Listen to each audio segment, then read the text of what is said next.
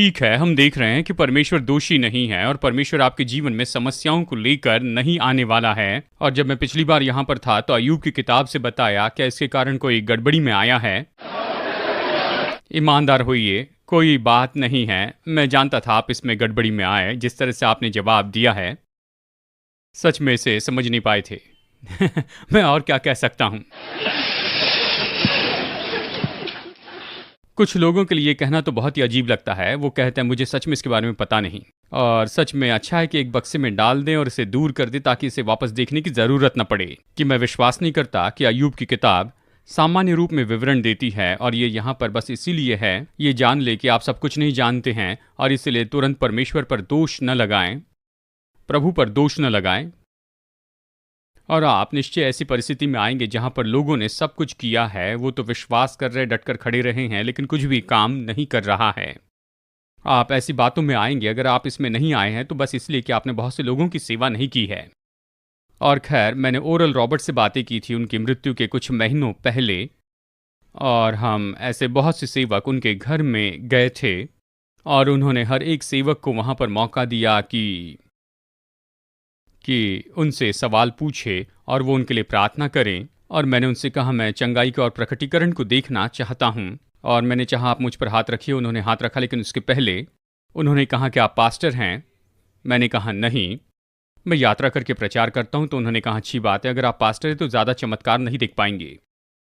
और उनका विचार यही था कि अगर आप पास्टर हैं तो निश्चय लोग आपके पास में आएंगे, और अगर उस समय कोई चंगाई नहीं पाता है और वो मर जाए तो वो आपके विश्वास और दूसरों के विश्वास पर असर डालेगा। तो आप इस कारण अपने प्रचार में थोड़ा धीमे हो जाएंगे, प्रचार बंद करेंगे। लेकिन जब तक आप यात्रा करने वाले हैं, आप सच्चाई बताइए, प्रार्थना कीजिए और फिर आगे बढ़िए। आप आगे बढ़ते जाइए। कुछ भयानक बातें मैं आपको बताना चाहता हूँ, लेकिन ये तो बस इसी तरह काम करता है बहुत से लोगों के लिए, क्योंकि वो मजबूती से खड़े रहेंगे कि ये परमेश्वर की इच्छा है कि आपको चंगाई दे, और कोई इसे प्राप्त नहीं करेगा। और वहां पर बैठकर ये कहने के बजाय कि मुझे नहीं पता, लेकिन जानते परमेश्वर ने इसमें गलती नहीं की, शायद मैंने गलती की है, और शायद हो सकता है कुछ बातें हम नहीं जानते, लेकिन परमेश्वर विश्वास योग्य है। और अगर आप किसी पर हाथ रखकर प्रार्थना करें और वो मर जाए तो उनको पार करके जाइए और कहिए अगला व्यक्ति। अगर ऐसा नहीं कर सकते तो ज्यादा दूर नहीं जा पाएंगे। जानते मैं गया था वेक्सफोर्ड आयरलैंड में, और जेमी उस रात बीमार थी। हमारी कार के ड्राइवर बीमार थे और सभी लोग बीमार पड़ गए, बस मुझे छोड़कर। और मैं अकेला ही उस मीटिंग में गया। लगभग 200 लोग वहाँ पर आए थे आयरलैंड में। वहाँ पर लगभग सभी लोग कैथोलिक लोग थे। 200-300 लोग आए थे, और इस सभा में मैंने प्रचार किया कि ये प्रभु की इच्छा है कि हम चंगाई पाए, और जब प्रार्थना का उत्तर नहीं मिलता है तो क्या करना है, और चंगाई की सामर्थ्य को कैसे प्रकट करें, यह आप पर है, ये परमेश्वर पर आधारित नहीं है। मैंने इस पर प्रचार किया, और फिर एक भाई थे जो कि बहरे थे, जो कि यहाँ पर सामने की कतार में थे, और उन्होंने सबसे पहले प्रत्युत्तर दिया। मुझे पता नहीं कैसे जाना, लेकिन वो शायद लिप रीडिंग जानते थे या कुछ भी हो, जो भी हो, उन्होंने सुनकर वो सामने आए। मैंने कहा हम प्रार्थना करेंगे और इस चंगाई को प्रकट होते हुए देखेंगे। मैंने उनके लिए प्रार्थना की, लगभग 15 मिनट तक उनके लिए प्रार्थना की। जो भी प्रार्थना करनी थी किया, हर एक दुष्ट आत्मा को मैंने निकाल दिया। मैंने अन्य भाषा में बातें की, विश्वास खोला, लेकिन इस आदमी ने कुछ भी नहीं सुना। और फिर मैंने कहा किसी और को प्रार्थना करवानी है, और उसकी 2 बहनें खड़ी हो गई, और वो दोनों अंधी थी, जन्म से ही अंधी थी। और मैंने कहा प्रभु, तो मैंने उन दोनों पर हाथ रखे। और खैर, जब मैंने पहली बहन पर हाथ रखा और प्रार्थना खत्म होने के बाद मैंने कहा इसे देखिए, और उन्होंने अपने जीवन में पहली बार देखा। और उसके बाद में मैंने उनकी बहन के लिए प्रार्थना की, और उन दोनों बहनों की माँ वहां पर आई। दोनों बहनें लगभग 18 या 19 साल की थी। उन्होंने जिंदगी में कभी नहीं देखा था, और उनकी माँ वो पहली व्यक्ति थी जिन्हें उन्होंने पहली बार देखा। और ये तो इस भाई की बहनें थी जो चंगाई नहीं पाए थे। उस एक परिवार में 12 बच्चे थे, और उनकी दादी सामने आई, और उनके परिवार के 21 लोग सामने आए, और उन सभी लोगों के लिए मैंने नए जन्म की प्रार्थना करवाई। और उसने कहा हम ऐसे परमेश्वर की सेवा करेंगे। और फिर मैं आपसे कहूं, अगर पहली प्रार्थना के बाद में मैं रुक जाता और कहता शायद ये परमेश्वर की इच्छा नहीं, और परमेश्वर तूने ऐसा क्यों नहीं किया है, मुझे आज तक पता नहीं कि वहाँ पर क्या गलत था, लेकिन जानते हैं जो भी हुआ उसके कारण आप दूसरे व्यक्ति के लिए प्रार्थना करना रोक नहीं सकते हैं। और एक और जवाब में, जो कि किसी और ने ओरल रॉबर्ट से वहाँ पर पूछा था, उन्होंने कहा कि आप उनसे कैसे निपटते हैं जो लोग चंगाई नहीं पाते हैं। और ओरल रॉबर्ट की आंखों से आंसू निकल गए और उन्होंने कहा कि मैं इसी सबसे मुश्किल बातों से निपट रहा हूँ। उन्होंने कहा यही तो मेरे दिल को तोड़ता है। एक बार तो मैंने लोगों के लिए प्रार्थना करना भी बंद करना चाहा, और उन्होंने कहा कि परमेश्वर ने मुझसे कहा कि एक व्यक्ति के साथ जो हुआ उसके कारण प्रार्थना करना बंद कर दे, तो फिर उन सभी बाकी लोगों के साथ क्या होगा जो चंगे हो सकते हैं। तो उन्होंने कहा मैं जो चंगाई पाएंगे उनके ऊपर गौर करने लगा, और उन पर नहीं गौर करूंगा, उनकी जिम्मेदारी मैं नहीं लूंगा जो चंगाई नहीं पाए हैं। उन्होंने कहा अगर कोई चंगाई पाता है तो मैं सारी महिमा परमेश्वर को देता हूं, और जब कोई चंगाई नहीं पाता है तो प्रभु पर दोष नहीं लगाता हूं। खैर, ये सब कुछ मैंने इसीलिए कहा कि अय्यूब की जो किताब है, ये तो कहने में बहुत ही सुलभ है कि ओ मैं तो सब कुछ समझ सकता हूँ, और देखिए यहाँ पर अय्यूब की ये गलती थी और इसलिए ये सब कुछ हुआ, ये उसकी गलती थी और आपने चंगाई नहीं पाई, ये सब आपकी गलती है। इससे निपटने का ये आसान तरीका, लेकिन मुझे नहीं लगता कि वचन ये कहता है। और खैर, आशा करता हूँ कि इसके कारण आप ज़्यादा दूर नहीं गए हैं, और मैं बस यही कहूँगा कि अगर आप इन बातों को नहीं जानते हैं तो लोगों को कहिए मुझे नहीं पता, यानी आपके पास सारे उत्तर होने की ज़रूरत नहीं है। बहुत से लोगों ने आकर मुझसे कहा कि आपका धन्यवाद, क्योंकि आपने कहा कि आपको पता नहीं है। देखिए, ये लोगों को प्रोत्साहित करता है, आपको सब कुछ जानने की कोई ज़रूरत नहीं है। आमेन, ये बहुत अच्छा है। तो और ये तो मानो इस शिक्षा का अंत है कि परमेश्वर दोषी नहीं है, और मैं कहना चाहूँगा इस अंतिम पाठ में बहुत सी बातों को बताना चाहूँगा। और खैर, ये जो सिद्धांत है कि परमेश्वर ही सारी बातों के लिए जिम्मेदार है, मैं सोचता हूँ ये बहुत ही भयानक है, और ये तो लोगों के विश्वास को नाश करता है, या आपको केवल सब उस पर थोपने लगाता है। शैतान के विरुद्ध लड़ते नहीं, इसलिए वो भागता नहीं है। ये भयानक है। इफिसियों अध्याय 3:20 में ये कहता है, अब जो ऐसा सामर्थ्य है कि हमारी विनती और समझ से कहीं अधिक काम कर सकता है, उस सामर्थ्य के अनुसार जो हम में कार्य करती है। अगर आप में वो सामर्थ्य नहीं जो आपके अंदर काम करती, तो आप प्रभु को सीमित करते हैं कि परमेश्वर क्या कर सकता है, और ये सामर्थ बताती है विश्वास की सामर्थ, प्रभु पर भरोसा करना। परमेश्वर आपके जीवन में जो करना चाहता है उसे आप रोक सकते हैं। परमेश्वर ही सब कुछ कर सकता है। ये सिद्धांत तो केवल लोगों को इस तरह से केवल विनाश की ओर ले जाता है। ये पूरी तरह से अच्छा नहीं है। और मैं महान इस शब्द के विरुद्ध में नहीं हूं, क्योंकि महान ये जो शब्द है, जैसे कि डिक्शनरी में इसके बारे में बताया गया है, यानी परमेश्वर अधिकार में सबसे ऊंचे पर है, कि वो पूरा सिद्ध है और वो सभी लोगों से पूरी तरह अलग है। इसके बारे में कोई विरोध नहीं। लेकिन अगर आप आगे बढ़कर ये कहते हैं कि परमेश्वर है जिसने सब कुछ किया, उसने बुरा काम किया है, आप इसे डिक्शनरी में भी नहीं पा सकते हैं। अगर आप ये बातें देखें कि परमेश्वर सभी पर नियंत्रण करता है और उसकी अनुमति के बिना कुछ भी नहीं हो सकता, तो इसके साथ में मैं पूरी तरह से सहमत नहीं हूं। ये विश्वास मारता है, ये पूरी तरह से आपके विश्वास को नाश करेगा। और मैं ये भी कह सकता हूं, मैंने बहुत से लोगों के जीवन का अध्ययन किया है, मैंने बहुत से लोगों को देखा है, और उनमें से हर एक व्यक्ति, और मैं इनके बारे में जानता हूं जिनकी चंगाई की सेवकाई थी, और मैं खैर आपको बता दूं कि वो इसमें से छूटे नहीं हैं।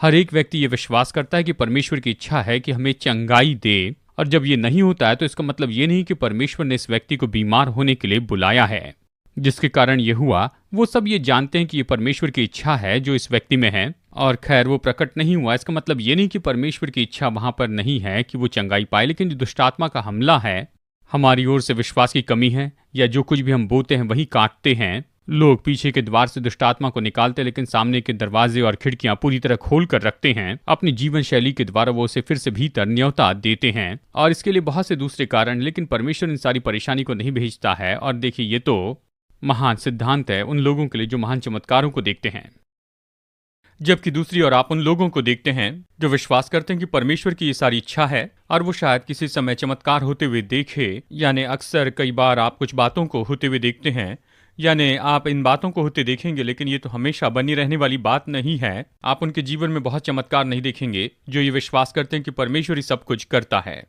और ये तो बस आपको अधूरी ऐसी शांति देगा। जब सब कुछ गलत होता है तो आप कहते हैं प्रभु अपनी बुद्धि में सब कुछ जानता है कि क्यों, और यह आपको अधूरी शांति देता है और आपको कोई भी जिम्मेदारी उठाने से रोक के रखता है, और शायद आप दोष भावना में न हो, लेकिन ये आपको चमत्कारों को देखने से रोकेगा। अगर आप प्रभु की चमत्कार की सामर्थ देखना चाहते हैं तो कुछ जिम्मेदारियों को उठाइए और इन बातों से लड़ते जाइए। और परमेश्वर की इच्छा अपने आप पूरी नहीं होती, हमें अपनी भूमिका निभाना ही है। आमेन। मैं तो बहुत अच्छा प्रचार कर रहा हूं। मुझे लगता है ये आपके अंदर इतने अच्छे से स्थापित हो गया कि इसके लिए आपको कोई और मदद की जरूरत नहीं। खैर ठीक है, मैं चाहता हूं इस लेसन के बिल्कुल अंत में चले जाएं और मैं यहां पर बताना चाहता हूं कि पहले से तय की गई जो बातें हैं उसके बारे में।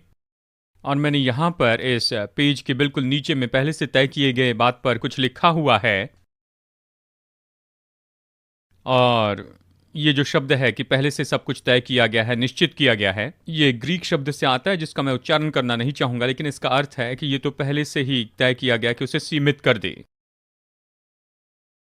और यहां पर ये शब्द कि पहले से तय किया गया या पहले से निश्चित किया गया या पहले से निश्चित किया गया, ये शब्द वचन में केवल 4 बार उपयोग हुआ है। और यहाँ पर इसकी सूची मैंने लिखी है। ये है रोमियो 8:29 में और 30 में और इफिसियो 1:5 और 11 में। और अगर आप इसे देखें तो ये केवल 2 ही ऐसे उदाहरण हैं यहाँ पर जो इसके बारे में कहता है। और यहाँ पर वो शब्द उपयोग करता है पहले से निश्चित किया गया या पहले से तय किया गया, लेकिन वचन में केवल 2 बार उपयोग किया गया है। और इसलिए मैं इस तरह से इसके बारे में कहूँ कि लोग इसमें से कोई एक बहुत बड़ा सिद्धांत बना ले। ऐसी बातों में से जो कि केवल 2 बार बताया गया है उसमें से कोई सिद्धांत बनाना, मैं आपको बताऊं, ये तो बुद्धिमानी की बात नहीं है। लेकिन फिर भी ऐसे बहुत से डिनोमिनेशन हैं जो कि सिद्धांत के ऊपर में बनाए गए हैं कि ये सब कुछ पहले से ठहराया गया है, पहले से निश्चित है। और मैं दूसरों के बारे में तो कुछ नहीं कहूंगा, लेकिन मैंने खुद इस बात का अनुभव किया है। और क्या मैंने आपको इसके बारे में बताया? खैर, नाइट स्कूल में मैंने इसके बारे में आपको बताया है। और मैंने आपको बताया कि मेरे जीजा ने अपने दादा को प्रभु के पास में लेकर आए जबकि उनके दादा 70 साल की उम्र के थे और उनकी पत्नी फ्री विल बैप्टिस्ट थी। और फ्री विल बैप्टिस्ट विश्वास करते हैं कि उद्धार के लिए आपको पहले से ठहराया गया है या दोषी होने के लिए पहले से ठहराया गया है। उसने कभी अपने पति को प्रचार नहीं किया। वो चर्च में एक लीडर थी, चर्च के द्वार खुलते समय वो वहां रहती, लेकिन पति उनके साथ नहीं गए। और वो 70 साल के थे और उस समय मेरे जीजा ने उन्हें गवाही बताई और बताया कि वो उद्धार पा सकते हैं। नहीं, मैं पहले से तय किया गया कि मैं दंड भुगतते जाऊं। शायद उनकी पत्नी ने यह सिद्धांत सिखाया था। तो वचन से दिखाया कि जो भी प्रभु के नाम को पुकारता है वो उद्धार पाता है। और इस तरह से बहुत से वचन बताए। और ये भाई जो कि लगभग 70 साल की उम्र के थे, उन्होंने कहा क्या मैं उद्धार पा सकता हूं, क्या मैं इसका चुनाव कर सकता हूं? और उन्होंने हाँ कहा और उन्होंने नया जन्म पाया अपने मरने के बस कुछ साल पहले। और जब उन्होंने ये सारी बात उनकी पत्नी को बताई तो उन्होंने कहा शायद मैं गलत हूं, वो पहले से उद्धार पाने के लिए ठहराए गए थे। वो बस यही सोच रही थी कि परमेश्वर ने इसे निश्चित किया है। परमेश्वर उद्धार देने के लिए निश्चित करता है, किसी को दंड देने के लिए। और देखिए, ऐसी पूरी एक डिनोमिनेशन है जो इस सिद्धांत के ऊपर बनी है। और ये तो आधारित है ऐसी 2 घटनाओं पर जहां पर यह शब्द आया, पहले से ठहराया गया या पहले से निश्चित किया गया है। और ये तो बाइबल का अच्छा अर्थ बताना नहीं है। और ये बात तो मुझे चौंका देती है। मेरे एक पास्टर हैं यहाँ पर कोलोराडो स्प्रिंग में, मुझे लंच के लिए बाहर लेकर गए, मुझसे मुलाकात की। हम आपस में चर्चा कर रहे थे, चंगाई के बारे में बातें कर रहे थे। और उस समय उन्होंने ये कहा, और उन्होंने कहा, खैर जो शब्द उपयोग किया मुझे याद नहीं आ रहा, उन्होंने कहा कैसा विश्वास है। उन्होंने कहा बाइबल का अर्थ लगाने के लिए आप कौन से सिस्टम का उपयोग करते हैं। और फिर उन्होंने बताया कि वो कैल्विनिज्म को स्वीकार किए हैं और उन्होंने बहुत से अलग अलग फर्क को बताया, अलग विश्वास को स्वीकार किया। कहा जब मैं वचन पढ़ता हूं तो इन सभी को मैं देखता हूं।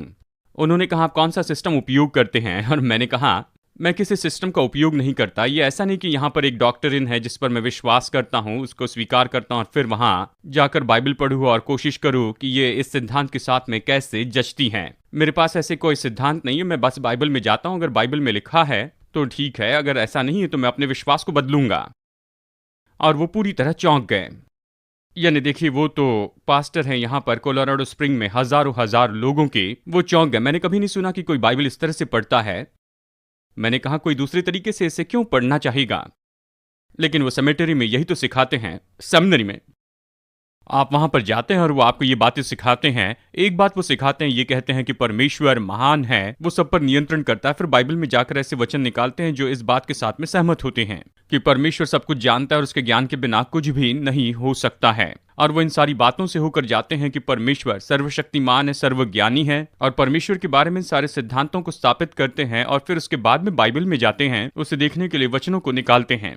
मैं सोचता हूँ ये बहुत ही खतरनाक है। आपको वचन में जाना है और वचन जो कहता है उसे देखना है। और अगर आपके पास में पहले से ठहराए जाने का कोई सिद्धांत नहीं है और विश्वास करते हैं कि परमेश्वर आपके सहयोग के बिना सारी बातों पर अलौकिक रूप में नियंत्रण करता है, तो आप इसे वचन में बताए गए बातों में कभी नहीं पाएंगे। अब चलिए रोमी अध्याय 8 वचन 29 में देखते हैं। यहीं पर तो पहले से ठहराए जाने की कुंजी है। ये तो मेरे समझने का तरीका है। रोमियो 8 वचन 29, क्योंकि जिन्हें उसने पहले से जान लिया है उन्हें पहले से ठहराया भी है कि उसके पुत्र के स्वरूप में हो, ताकि वो बहुत भाइयों में पहलोठा ठहरे। और जिन्हें उसने पहले से ठहराया उन्हें बुलाया भी, और जिन्हें बुलाया उन्हें धर्मी भी ठहराया। क्या मैंने सही पढ़ा है? फिर जिन्हें उसने पहले से ठहराया उन्हें बुलाया भी, और जिन्हें बुलाया उन्हें धर्मी भी ठहराया है, और जिन्हें धर्मी ठहराया उन्हें महिमा भी दी है। वो कहते हैं यहाँ पर वचन 29 में इसकी चाबी है, क्योंकि जिन्हें उसने पहले से जान लिया उन्हें पहले से ठहराया भी है। और खैर, पहले से ठहराया जाना ये पहले से परमेश्वर के ज्ञान पर आधारित है, और ये पहले से परमेश्वर के ज्ञान के बारे में मैंने यहाँ पर आगे लिखा है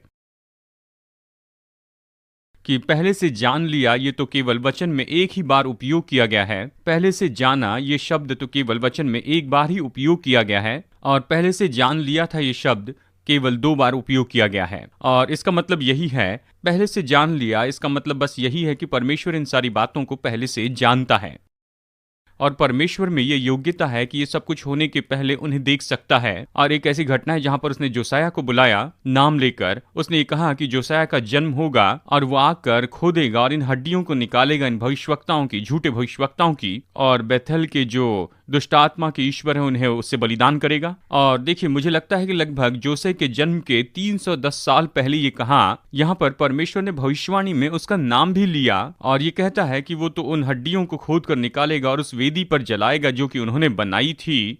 भविष्यवाणी की, और बिल्कुल वैसे ही हुआ। ये तो पहले से जानना था, परमेश्वर ने इसे नहीं किया। लेकिन देखिए, पहले से जानने का मतलब है ये ऐसी योग्यता नहीं कि हम इसे पहले से ही बनाते चले जाए, लेकिन कुछ होने के पहले से ही उसे जान लेना है। और वचन हमें बताता है कि मसीह में जगत की उत्पत्ति के पहले से ही हमें चुन लिया गया है। इसका मतलब ये नहीं कि उद्धार पाने के लिए हमें चुना गया या खोए हुए रहने के लिए चुना गया, लेकिन परमेश्वर जानता था पहले से जानने की क्षमता के द्वारा कि हर एक व्यक्ति से पाएगा।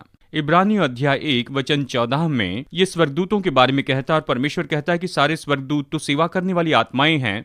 ये तो उनकी सेवा के लिए भेजे गए हैं जो आगे उद्धार के वारिस हो जाएंगे। भविष्यकाल में कहा है, परमेश्वर जानता है कि आप कौन से चुनाव करने वाले हैं। इसका मतलब ये नहीं कि वो इन चुनाव में आपको जबरदस्ती करेगा, आपके पास पूरी स्वतंत्र इच्छा है। और परमेश्वर पहले से जानता है कि कौन उसे स्वीकार करेगा, और इसके लिए वो पहले से देखता है कि वो उसे स्वीकार करेगा। उसने अपने स्वर्गदूतों को आपके लिए आज्ञा दी है आपके नया जन्म पाने के पहले से ही, और आपके उद्धार के पहले उन्होंने आपकी सेवा की है। आप मृत्यु से बचे हैं, ऐसी ऐसी बातों से बचे हैं जहां पर आप पूरी तरह से खत्म हो सकते थे। परमेश्वर पहले से जानता था कि आप उसे स्वीकार करेंगे, स्वर्गदूत आपकी सेवा करेंगे। आपके विश्वास करने के पहले वो जानता था आप विश्वासी होंगे। क्या यह अद्भुत नहीं? तो पहले से जानने का मतलब ये नहीं कि परमेश्वर ने इससे जबरदस्ती करवाया, यानी परमेश्वर देख सकता था, वो बता सकता था कि कुछ भी होने के पहले जानता था क्या होगा। और जिन्हें वो पहले से जानता था, जो यीशु को स्वीकार करेंगे, उन्हें पहले से ठहराया है। केवल यही लोग पहले से ठहराए गए थे। कोई भी पहले से ठहराया नहीं गया कि उद्धार पाए या फिर खोया हुआ रहे। लेकिन अगर वो पहले से जानता, अगर वो पहले से देखता कि आप यीशु मसीह को स्वीकार करेंगे, तो उसने ये पहले से ठहराया है, पहले से निश्चित किया है। तो ये निश्चय होने वाला है, चाहे कुछ भी हो, कि आप उसके पुत्र के स्वरूप में बदलते चले जाएंगे। अगर इस जीवन में आप उसे सहयोग देते जाएं, तो अभी आप उसके पुत्र के स्वरूप में बदल सकते हैं। कुछ हद तक आप उसकी चंगाई का अनुभव कर सकते हैं, छुटकारा, आनंद, शांति का, विजय में पवित्र आत्मा के वरदानों में काम करते हुए। अगर आप उसे सहयोग नहीं देते हैं, तो भी आप उसके पुत्र के स्वरूप में बदलते जाएंगे, क्योंकि जिस पल वो आएगा उस समय आप उसके जैसे हो जाएंगे। जैसे वो है वैसे देखेंगे, आप बदल जाएंगे बस पल भर में, पलक झपकते ही। ये पहले से तय है, पहले से ठहराया है कि आप यीशु के जैसे हो जाएंगे। आपकी आत्मा पहले उसके जैसे है। अगर आप अपने मन को नया बनाएंगे, अच्छा है कि आप उसे अभी ज्योतिर्मय कर दे, क्योंकि जब वो आएगा तो आपका प्राण बिल्कुल उसी के जैसे हो जाएगा। आप पहले से निश्चित नहीं है कि आप हार जाएं। आप पहले से निश्चित नहीं किए गए कि बीमार हो जाएं। आप पहले से निश्चित नहीं किए गए कि असफल हो। आपका विवाह पहले से निश्चित नहीं किया गया कि अलग हो जाए। और ये तो पूरी तरह से अजीब है। आस्था यही तो सिखाती है और ये पूरी तरह से गलत है। और ये आपको जिम्मेदारी उठाने नहीं देती और आप शैतान का सामना नहीं करते। और इससे शैतान को हर एक मौका मिलता है कि आपके जीवन में सारे काम करें जिन्हें वो पहले से जानता था। उसने उन्हें पहले से ठहराया और बस यही है। आमेन। ये बहुत सरल है और मुझे पता नहीं लोग इसे इतना बड़ा मुद्दा क्यों बना लेते। शायद मुझे लगता है यही कारण होगा कि लोग पहले से ठहराए जाने का सिद्धांत मानते हैं, जिसके कारण वो इन बातों को सहते जाते हैं, जीवन की मुश्किलों को सहते हैं। अगर आपका बच्चा किसी परेशानी के साथ जन्मा है तो बस ये कहना आसान है कि खैर प्रभु की कोई योजना होगी। अगर कोई बच्चा मर जाता है या मिसकैरेज होता है तो आप कहते हैं हाँ खैर परमेश्वर जानता है कि वो पाप करेंगे और उनका जीवन बहुत ही भयानक होगा और वो नरक में चले जाएंगे, इसलिए जबकि वो गर्भ में थे प्रभु ने उन्हें मार दिया और फिर वो स्वर्ग में चले जाएंगे। और यही तो कारण है कि लोग इन सारी बातों को लेकर आते हैं कि बस जीवन की मुश्किलों को ऐसे ही सहते चले जाए और इससे निपटे कि कहें कि खैर परमेश्वर जानता था कि सब कुछ क्या होने वाला है और उसने ये सब कुछ किया। मैं नहीं सोचता कि ये बात बिल्कुल सही है। और मैं मानता हूं कि जैसे हम वचन जो कहता है उस पर विश्वास करते हैं तो इससे हम पर और ज्यादा जिम्मेदारी आती है और आप में इतनी क्षमता है कि असफल हो जाए। अगर आप मानते प्रभु ने सब कुछ किया तो आप असफल नहीं हो सकते हैं। मतलब प्रभु सब कुछ कर रहा है तो सब पर नियंत्रण कर रहा है, आपकी असफलताओं पर भी कर रहा है। और मैंने इसका पहले प्रचार किया और लोग मुझ पर इतने क्रोधित होकर मेरे पास में आकर कहने लगे आप जो प्रचार कर रहे हैं वो शैतान की ओर से है। और वो इतने क्रोधित होकर मुझ पर चिल्लाने लगे और मैंने उन्हें जवाब दिया सुनिए, मैं ये नहीं कह सकता हूं अगर प्रभु ये न चाहे, क्योंकि उसने ये कहने के लिए मुझे पहले से ठहराया है। और फिर कभी भी किसी ने मुझे इसके बारे में कोई जवाब नहीं दिया। कुछ लोग शैतान की बातों पर विश्वास करते हैं, नहीं तो मेरी शिक्षा पर विश्वास कीजिए। और अगर आप फिर भी ऐसे ही डटे रहते कहते हैं कि परमेश्वर ने सब कुछ होने दिया है, तो आपको यही कहना है कि खैर प्रभु ने अनुमति दी है, परमेश्वर चाहता है कि एंड्रू ये सब कुछ सिखाए। और ये तो बहुत ही अजीब है। केवल धार्मिक विचार रखने वाले लोग ही इतने अजीब है कि इन अजीब बातों को स्वीकार कर ले। और चलिए मैं आपको यहाँ पर कुछ वचन बताता हूँ, शायद इससे आप और भी जोश में आएंगे। ये बस इसलिए है क्योंकि आपके पास में यहाँ पर यह सिद्धांत है और आप किसी बात पर विश्वास करते हैं और अनुमान लगाते बाइबल यही सिखाती है और आप कुछ साबित करने वाले वचनों को लेते हैं कि इसे सिखाएं, लेकिन उसे जांचते नहीं। आप वचन को बोलने नहीं देते। आपके पास में बस एक सिद्धांत है जो वचन का सहारा लेते हैं और फिर वचन का उपयोग करके उसे सही ठहराना चाहते। लेकिन यहाँ पर एक और सिद्धांत है जो इसके साथ में मेल खाता है और वो ये है कि परमेश्वर सब कुछ जानता है और वो अंत को शुरू से ही जानता है। इसके लिए एक वचन है, प्रभु आशीष दे। एक वचन है जो कहता है कि परमेश्वर अंत को शुरू से ही जानता है। और जैसे मैंने आपको जोसे का उदाहरण दिया है, उसने उसके नाम की भविष्यवाणी की और सैकड़ों साल बाद वो क्या करेगा सब बता दिया था। उसने नाम लिया साइरस का। और मैं सोचता हूँ साइरस के जन्म के लगभग 400 साल पहले कहाँ था। और साइरस तो यहूदी नहीं था, वो तो पर्शियन था। और उसने साइरस के बारे में भविष्यवाणी की कि साइरस इस भवन को फिर से बनाएगा और अपने लोगों को इन सारी बातों के लिए खोलेगा। और बिल्कुल जैसे कहा गया था वैसे ही उसी तरह से हुआ। और इसलिए इसमें कोई संदेह नहीं कि परमेश्वर भविष्य को जान सकता है। लेकिन क्या इसका मतलब यह है कि क्या वो हमेशा भविष्य जानता है? फिर से कहूं, बहुत से लोग कहेंगे हाँ बिल्कुल जानता है। मैं आपको कुछ वचन बताता हूं जहां परमेश्वर ने कहा उसे पता नहीं था कि क्या होगा। उदाहरण के लिए देखिए यिर्मयाह अध्याय 7 में, यहां वचन 31 में,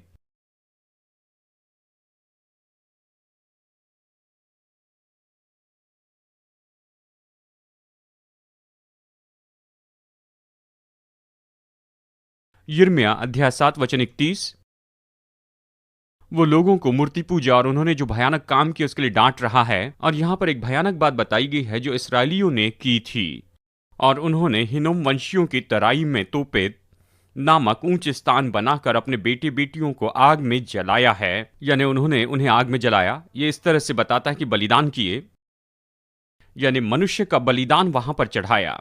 और नाशमान लोग इसी तरह से आराधना करते हैं, वो अपने बच्चों को बलिदान चढ़ाते हैं, वो वेदी को जलाते हैं और अपने बच्चों को वहां पर जिंदा आग में फेंक देते हैं, दुष्ट आत्माओं के सामने बलिदान करने के लिए बिल्कुल नए जन्म में शिशु को बलिदान करते। और इसके बारे में आगे कहता है जिसकी आज्ञा मैंने कभी नहीं दी और न मेरे मन में वह कभी आया। ये कहता है ये कभी उसके मन में भी नहीं आया। और फिर से यिर्मयाह अध्याय 19 वचन 5 में ये इस तरह से कहता है, यिर्मयाह की किताब में 3 बार कहता है, यिर्मयाह 19:5 में। और फिर यहाँ पर यह कहता है कि बाल की पूजा के ऊंचे स्थानों को बनाकर अपने बच्चों को बाल के लिए होम कर दिया, यद्यपि मैंने कभी भी जिसकी आज्ञा नहीं दी, न उसकी चर्चा की और न वो कभी मेरे मन में आया, ये कहता है। और फिर आप देखिए यिर्मयाह अध्याय 32 में वचन 35 में ये इस तरह से कहता है, फिर से बताता, उसने ये फिर से इसे बताया कि उसने उन पर ये दंड क्यों लाया है। वचन 35, उन्होंने हिन्नोमियों की तराई में बाल के ऊंचे ऊंचे स्थान बनाकर अपने बेटे बेटियों को मोलक के लिए होम किया, यानी उन्होंने बलिदान किए, जिसकी आज्ञा मैंने कभी नहीं दी और न ये बात कभी मेरे मन में आई कि ऐसा घृणित काम किया जाए और जिससे यहूदी लोग पाप में फंसे। और फिर से लोगों के पास ये सिद्धांत होता है, कहते हैं परमेश्वर सब कुछ जानता है, वो इस पर विश्वास करते हैं, उसके लिए लड़ते हैं, चाहे बाइबल कुछ भी क्यों ना कहें। मेरे पास बाइबल से बाहर कोई भी एजेंडा नहीं है। मेरे पास ऐसा कोई सिद्धांत नहीं है जिसके लिए मैं चाहता हूं कि वचन उसमें फिट हो जाए। और मुझे पता नहीं दूसरे लोग इसका कैसे अलग अर्थ बना सकते हैं कि ऐसा भी हुआ कि परमेश्वर नहीं जानता था कि ये कभी होगा, उसके मन में कभी नहीं आया, इसे 2 बार कहा और 1 बार उसके दिल में कभी नहीं आया।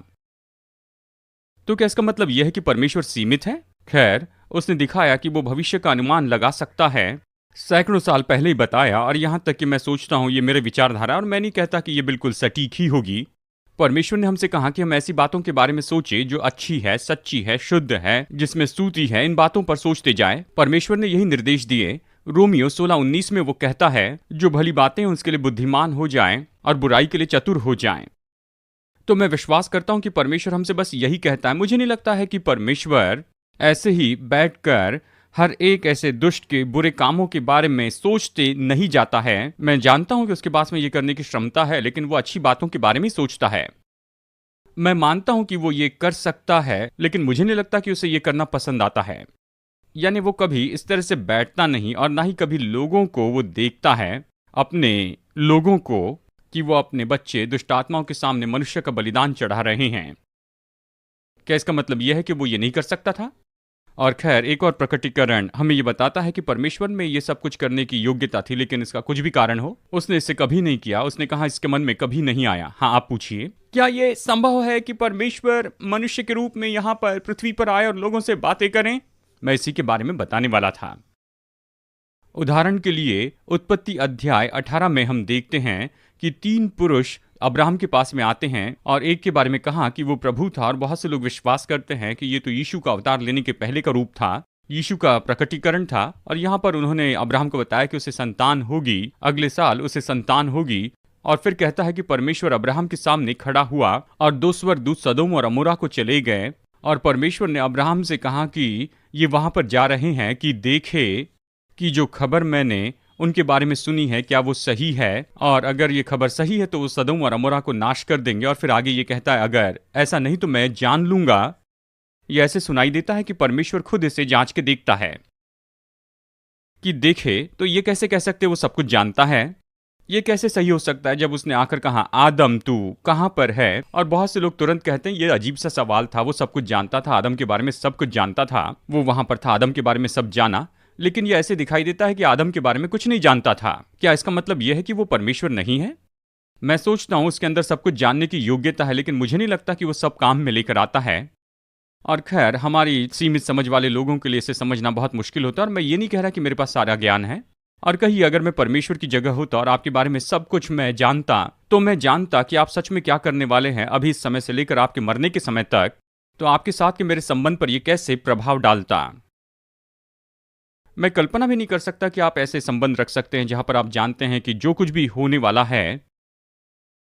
और फिर अब्राहम के पास परमेश्वर आया और बेटे का बलिदान करने के लिए कहा। जब उसने छुरा उठा लिया तो उसे रोक दिया और कहा अब मैं जान गया हूं कि तू मुझसे कुछ भी रख नहीं छोड़ेगा, क्योंकि तूने अपने इकलौते पुत्र को भी अपने लिए नहीं रख छोड़ा। और फिर कहूं मेरे पास कोई एजेंडा नहीं है, यहां पर मेरा कोई ऐसे सिद्धांत नहीं जहां पर मैं आपको बताऊं और आपको उस पर विश्वास करना होगा कि परमेश्वर सब कुछ जानता है। अगर वो सब कुछ नहीं जानता है तो फिर वो परमेश्वर नहीं है। खैर, मेरे पास में आपके लिए जवाब है। मैं ये कह रहा हूं मैं वचन के अनुसार करूंगा, और ऐसे बहुत से उदाहरण हैं। मैंने आपको कई वचन बताए हैं और यहाँ तक कि आज जैसे हमने देखा, ये तो खास करके हमें बताते हैं कि उसके मन में भी नहीं आया क्या परमेश्वर ने इसके बारे में झूठ कहा है, या जो हो रहा था उसके बारे में गलत बताया, या मनुष्य के तरीके से हमें बताने की कोशिश की कि हम उसे समझ सके, जबकि ये उसके लिए कोई उपयोगी बात नहीं थी। अगर आप इस पर विश्वास करें तो बाइबल की किसी भी बात के लिए बहाना बना सकते हैं, या ये जो कहता है उस पर भरोसा करें। ये तो उसके मन में नहीं आया, इसका मतलब यह है कि उसने इसके लिए उपयोग नहीं किया अपनी योग्यता का कि सब कुछ जाने। और खैर, वो हमसे जुड़ जाता है और वो आपके सामने परीक्षा रखता है और कहता है क्या तुम मेरे पीछे चलोगे, और फिर कहता है कि अब मैं जान गया हूं कि तुम मेरे पीछे चलोगे, यानी भविष्य को जानने की अपनी योग्यता का यहां पर उपयोग नहीं करता है। मेरे पास में सारी बातों के लिए कोई जवाब नहीं है, मैं बस आपको यहां पर वचन में से बता रहा हूं। वचन आप पर अधिकार करे, इसके बजाय कि कोई धार्मिक थियोलॉजिकल विचार कि हाँ बस तुम ये विश्वास करते हो और इसी पर तुम विश्वास करोगे, और जो विश्वास करते हो उसके बीच में बाइबल को आने नहीं दोगे। ये ऐसे उदाहरण है जो कहता है कि परमेश्वर सारी बातों को नहीं जानता था। ये चाहे इसलिए कि उसने जानने का चुनाव नहीं किया, मैं जानता हूं कि उसमें योग्यता है, वो जो चाहे वो निश्चय ही कर सकता है। प्रभु के लिए कुछ भी असंभव नहीं। मैं जानता हूं कि उसके पास में योग्यता है कि जाने, और हर परिस्थिति में उसने इन बातों का उपयोग नहीं किया है। तो मैं बाइबल में जब कुछ पढ़ता हूं तो जैसे है वैसे ही इसे लेता हूं। आमेन। सरल होने के बहुत से लाभ हैं। जी हाँ, वचन में एक जगह पर कहा गया कि इन बातों ने उसके ध्यान को आकर्षित नहीं किया है। खैर मैं नहीं जानता, लेकिन मैं कह रहा हूं कि बस ये तो बस यही बात है। जानते हैं, मैं नहीं सोचता कि बस प्रभु कि हर एक ऐसी गलत बातों को वो जांचे और देखे जो लोग करते हैं, जो वो करते जाते हैं। देखिए यहां पर मतलब, और मुझे पता नहीं, लेकिन ये मुझे परेशान करता है। और अगर कहिए मैं दिमाग में होता और हर एक ऐसी बातों को देखता जो कि भक्तिहीन है, यानी कहिए जो जानवर जैसा व्यवहार है, या फिर अश्लीलता, या फिर ऐसे मन की बातें जिनमें लोग जुड़े हैं, आप क्यों इन सारी गलत बातों के ऊपर में गौर करना चाहेंगे? क्या वो ये कर सकता है? बिल्कुल कर सकता है। देखिए ऐसा भी वचन है जो ये कहता है कि एक भी विचार नहीं जिसे प्रभु नहीं जानता है। तो जहां तक कि अनुमान की बात है, चलिए बिना सवाल के मैं ये कह दूं कि प्रभु आपकी क्रियाओं को पहले से नहीं ठहराता है कि ये देखे कि आप इसे करेंगे या फिर नहीं करेंगे। मैं जानता हूं कि वो ये सब कुछ कर सकता है, मैं जानता हूं वो इस योग्यता का उपयोग नहीं करता, लेकिन निश्चय वो इस बात को ठान लेता है। और मैं इस बात को अच्छी तरह से कहता हूं कि ये तो पूरी तरह से वचन के अनुसार है। हाँ, मेरा सवाल है कि अपनी खुद की स्वतंत्र इच्छा का उपयोग करना क्या यह परमेश्वर के विरुद्ध में है? देखिए मैं ये सोचता हूं कि अपनी स्वतंत्र इच्छा ये तो परमेश्वर की ओर से वरदान है कि परमेश्वर किसी को कोई जबरदस्ती नहीं करता है। मैं यहाँ पर शिक्षा में आगे बढ़ रहा हूँ, यूहन्ना अध्याय 13 वचन 34 से, और मैं परमेश्वर के प्रेम के बारे में 10 स्वभाव गुण बता रहा हूँ। और एक स्वभाव गुण यह है कि परमेश्वर अपने प्रेम की कोई जबरदस्ती नहीं करता है। वो जबरदस्ती नहीं करता, वो लोगों को न्योता देता है और वो लोगों को अपनी ओर आकर्षित करता है। और देखिए उसने हमें स्वतंत्र इच्छा दी है। अगर आप खुद चुनाव करते हैं कि दूर चले जाएं, तो परमेश्वर आपके और मेरे बीच में खड़े हो जाएगा और वो लड़ते चले जाएगा कि हम बिल्कुल सही मार्ग पर चलते जाएं। और कोई आपको प्रभु के पीछे चलने के लिए जबरदस्ती नहीं कर सकता है। यहाँ पर कोई और है। हाँ आप बताइए। उदाहरण के लिए मैंने आपकी ओर से पहले सुना है कि परमेश्वर ने ज्योति बनाई, और आप इस बात के बारे में जानते हैं कि आपने इसके बारे में पहले प्रचार किया है। हाँ मुझे ये याद है। मैं इस बात को कभी नहीं समझ पाया, क्योंकि मैं यही सोचता था कि जब परमेश्वर ज्योति है तो फिर सब कुछ अंधकार में क्यों हो गया। यानी जब परमेश्वर ने सब कुछ बनाया तो वहां पर कोई ज्योति नहीं थी, और फिर उसके बाद में वहां पर उसने ज्योति बनाई। उत्पत्ति 1 अध्याय इसके बारे में हमें बताता है। उसने देखा कि ज्योति अच्छी है, उसने अंधकार को नहीं देखा, ज्योति को देखा। जब आप उद्धार पाते हैं, परमेश्वर आपकी गलतियों को नहीं देखता, आपके जीवन की गलतियों को नहीं देखता, वो देखता है कि उसने क्या किया है। परमेश्वर आत्मा है और वो आपके साथ में आत्मा के आधार पर व्यवहार करता है।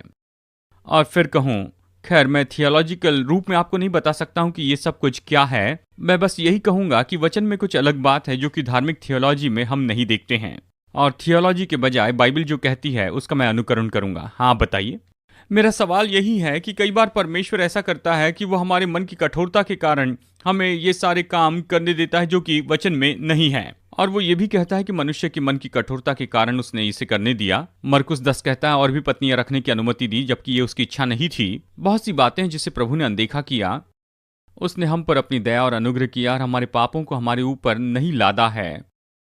हमें बस थियोलॉजी को बदलना है, वचन को देखना है। हाँ, खैर, जैसे वचन कहता है कि उसने कहा कि मैं जो हूं सो हूं, यानी अभी इस समय वो जीवित है। यानी वचन इस तरह से कहता है कि परमेश्वर ने कहा कि मैं जो हूं सो हूं। इसका मतलब ये नहीं कि वो पहले भूतकाल में था, या फिर ये नहीं कि मैं भूतकाल में भविष्यकाल में हूं। यानी वचन कहता है कि मैं जो हूं सो हूं, यानी वो वर्तमान में रहता है, ऐसा नहीं कि भूतकाल में था और भविष्यकाल में रहेगा।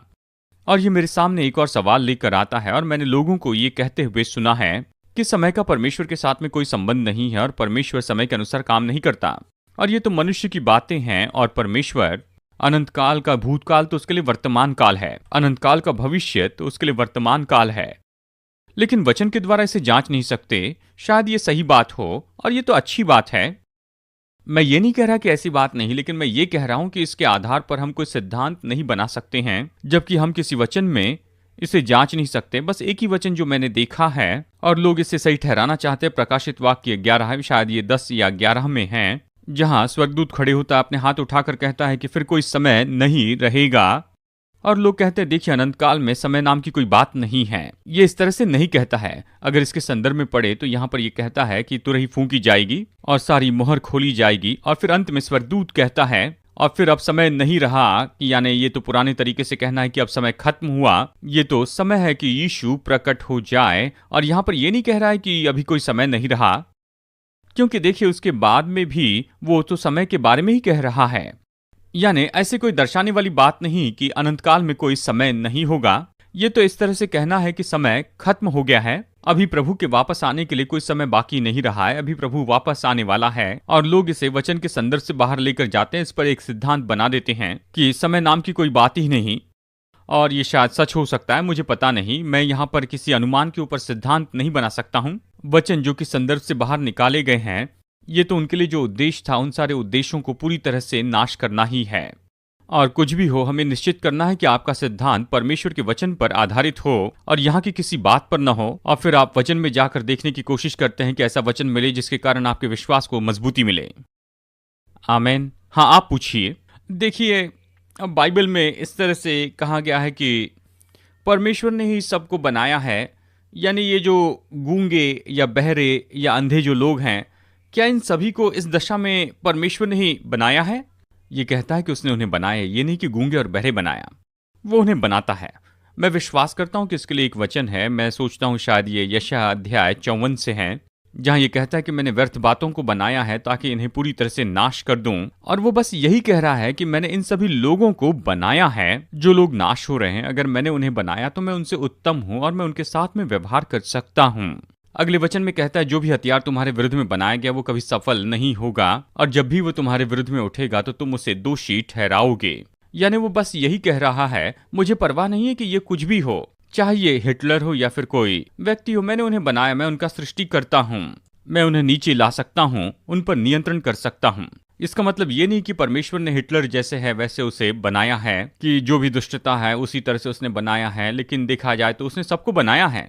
और खैर देखिए, ये तो ऐसी बात है जो उसने मूसा से कही। मूसा ने कहा मैं बोल नहीं सकता, उसने कहा मैंने तुम्हारा मुंह बनाया है, मैं उसे बोलने लगा सकता हूँ।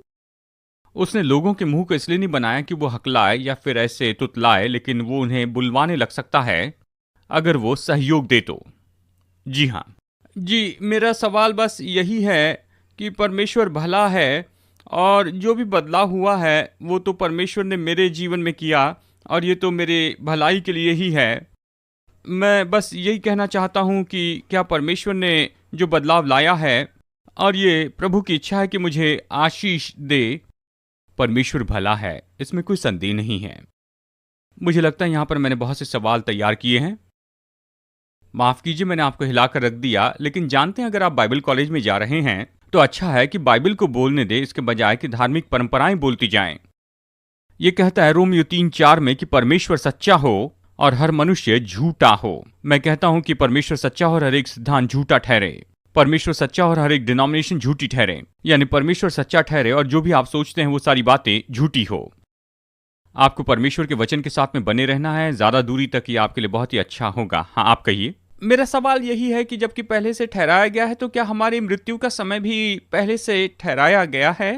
नहीं, मैं विश्वास नहीं करता। इनका सवाल यही है कि क्या मैं जिस दिन मरूंगा ये पहले से ठहराया गया है। मुझे नहीं लगता कि कोई समय निश्चित किया गया है, कि कैलेंडर पर इसकी निशानी लग गई है। उदाहरण के लिए मूसा ने ये कहा है, यहाँ पर देखिए भजन संहिता 90 में उसने भजन संहिता 90 लिखा है। उसने कहा मनुष्य की आयु तो निश्चय ही 70 साल की निश्चित की गई है, और अगर उसमें शक्ति हो तो वो निश्चय 80 साल तक भी जीवित रह सकता है और क्लेश में वो जीते रहेगा। और खैर यहाँ पर मूसा ने बताया है कि कितने दिन तक जीवित रहना है, और ये सबसे ज्यादा नहीं, ये तो बस सबसे कम ऐसे दिन हैं। और जब परमेश्वर ने इसके बारे में कहा, जब उसने उत्पत्ति 6 में कहा है कि मेरी आत्मा मनुष्य से लड़ती नहीं रहेगी क्योंकि मनुष्य तो बस शरीर है, और उसने इस तरह से कहा है कि उसकी आयु तो बस 120 साल की होगी, और ये तो सबसे ज्यादा नहीं थी, और ये तो बस सबसे कम थी। लोग तो 930 साल तक जिए, यानी आदम इतने साल तक जीवित रहा, और मतुसले लगभग 969 साल तक जीवित रहा, और पाप के कारण मनुष्य की आयु तो बस ऐसे नीचे घटती जा रही है। और परमेश्वर अपने अनुग्रह में कहता है कि मैं तुम्हें 120 साल तक जीवित रहने दूंगा। और ये तो ऐसी बात नहीं कि सबसे ज्यादा है, यानी लोग तो इससे भी ज्यादा समय तक जीवित रहे। उसके बाद में भी देख सकते हैं कि अब्राहम जीवित रहा, यानी अब्राहम तो निश्चय बहुत समय तक जीवित रहा। यहाँ पर यानी नूह के समय में जब पृथ्वी बाढ़ के द्वारा नाश कर दी गई, और मुझे लगता है कि अब्राहम लगभग 140 साल तक रहा। नहीं, अब्राहम 175 साल तक जीवित रहा, और उसके पिता तेरह लगभग 180 साल तक जीवित रहे। यानी लोग तो 120 साल के बाद में भी जीवित रहे, यानी ये सब कुछ कहने के बाद भी वो ज्यादा समय रहे। ये ज्यादा नहीं, लेकिन ये कम से कम प्रभु ने कहा। क्या इसका मतलब यह है सभी इतने समय तक जीवित रहेंगे? नहीं। अगर आप जिए, अगर आप किसी के सिर पर गोली मार दे तो निश्चय आप उसे उसी समय मार देंगे, और कहीं एक्सीडेंट होता है तो लोग अपने समय के पहले ही मर जाते हैं। खैर, परमेश्वर ने सभी को 120 साल की उम्र दी है, और उसके बाद में जब मूसा आया, मूसा ने इसे घटाकर कहा कि मनुष्य की जो आयु है वो 70 साल की होगी। ये सबसे ज्यादा नहीं, लेकिन ये तो सबसे कम थी, क्योंकि उसने कहा अपने बल के कारण शायद वो 80 साल तक भी जी सकता है। और खैर ये दिखाता है, और ये भी देखा जाए तो मूसा भी 120 साल तक जीवित रहा। व्यवस्था विवरण अध्याय 34 वचन 7 कहता है, और इसलिए ये सबसे ज्यादा नहीं है। मैं विश्वास करता हूं कि परमेश्वर ने लोगों को कम से कम 70 साल की आयु दी है अपने अनुग्रह और दया के कारण। अगर परमेश्वर ने वहां पर सबसे कम में इसकी सीमा नहीं रखता तो हमारे पाप हमें पूरी तरह से नाश कर देते, तो हम बहुत ही जल्दी मर जाते। देखिए, ज्यादा पीढ़ी नहीं बीती थी, यानी बस केवल कहिए 40 या 50, या कुछ साल पहले हम कह सकते हैं कि 40 या 50 तो सामान्य उम्र थी, और अब लोग तो 70 साल की उम्र से भी ज्यादा समय तक जीवित रहे हैं। मैं व्यक्तिगत रूप में विश्वास करता हूं मूसा 120 साल तक जीवित रहा, तो आप भी 120 साल तक रह सकते हैं। आप इसे चाहते हैं या नहीं, ये तो बिल्कुल अलग बात है। मतलब ये नहीं कि हम किसी बुरी जगह पर जाने वाले हैं, हम स्वर्ग में जाने वाले हैं। तो फिर मैं अपनी माँ की सराहना करता हूं, हमेशा मैं उनकी सराहना करता हूं, क्योंकि मैंने देखा है कि कितनी अजीब सी बातों के बारे में उन्होंने कहा, और ऐसी अजीब सी बातें आएगी। और देखा जाए तो जहां से उन्होंने शुरुआत की, और इसके बारे में मेरी माँ ने कहा, और जब तक मैं जीवित हूं तो मैं सोचता हूं कि देखिए कितने समय पहले से कहा है कि ये संसार ऐसे नीचे गिरते चले जा रहा है, और ये देश अभी भी अस्तित्व में है, हम तो खुद को बस नाश कर रहे हैं। देखिए, एक भाई आए थे अर्थर बर्ग, जो हमारे बाइबल कॉलेज में आए थे। मुझे पता नहीं कि आप अर्थर बर्ग के बारे में जानते हैं। वो स्मिथ विगल्सवर्थ के साथ में चलते थे, अभी 90 साल के हैं, और शायद 98 साल के हो चुके हैं। किसी ने बताया वो अभी भी जीवित हैं। वो आयरलैंड में रहते हैं, और हमारी पहली यात्रा में हम अपने विद्यार्थियों को वहां पर लेकर गए थे, और हम उनके घर में रुके थे, और विद्यार्थियों ने उनसे सवाल पूछा, समय खत्म हो रहा है। खैर जल्दी से बताऊं, मैंने अर्थर से पूछा कि आपने सबसे बड़े बदलाव कौन से देखे हैं, और उन्होंने कहा इंग्लैंड में, जबकि वो वेल्स में रहते हैं। उन्होंने कहा जब वो बच्चे थे तब वो जब समुद्र में स्विमिंग के लिए जाते थे तो उस समय स्त्रियां वो स्विमिंग कॉस्ट्यूम पहनती थी, और उस समय का इधर यहाँ तक गर्दन तक होता था, और यहाँ तक हाथ की कलाई तक था, और पैर की कोनी तक था, यानी ऊपर से नीचे तक ढाके हुए थे। और उसके लिए भी उन्हें एक छोटे से घर में जाना पड़ता था, और अपने कपड़े बदलने पड़ते थे, और वो स्विमिंग कॉस्ट्यूम पहनते थे। और एक गधे की गाड़ी जो है उन्हें समुद्र के अंदर लेकर जाती, और किनारे पर वो दरवाजा उनके लिए खोलते थे, और इस तरह से वहां से वो उतरकर पानी में चले जाते थे, इस तरह से। और जब वो बाहर आना चाहते थे तो वो उस गधे की गाड़ी को वापस बुलाते, और इस तरह से वो उसमें चढ़ जाते ताकि स्त्रियों को कभी देखा ना जाए स्विमिंग कॉस्ट्यूम में, जबकि वो सिर से पैर तक ढकी हुई होती थी। और अब देखिए ये सब कुछ कैसे हैं। और उन्होंने कहा कितना बड़ा फर्क है, क्या आप कल्पना कर सकते हैं?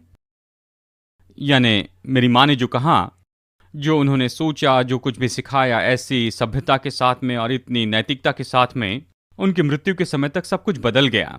समय खत्म हुआ, माफ कीजिए, हम और सवाल नहीं देख सकेंगे, लेकिन आशा है कि इसने आपकी बहुत मदद की है कि जाने कि परमेश्वर ने सब कुछ आपके साथ में नहीं किया। परमेश्वर भला है और आप परमेश्वर से जो कुछ भी प्राप्त करते हैं उसके अंदर में आपकी एक भूमिका है।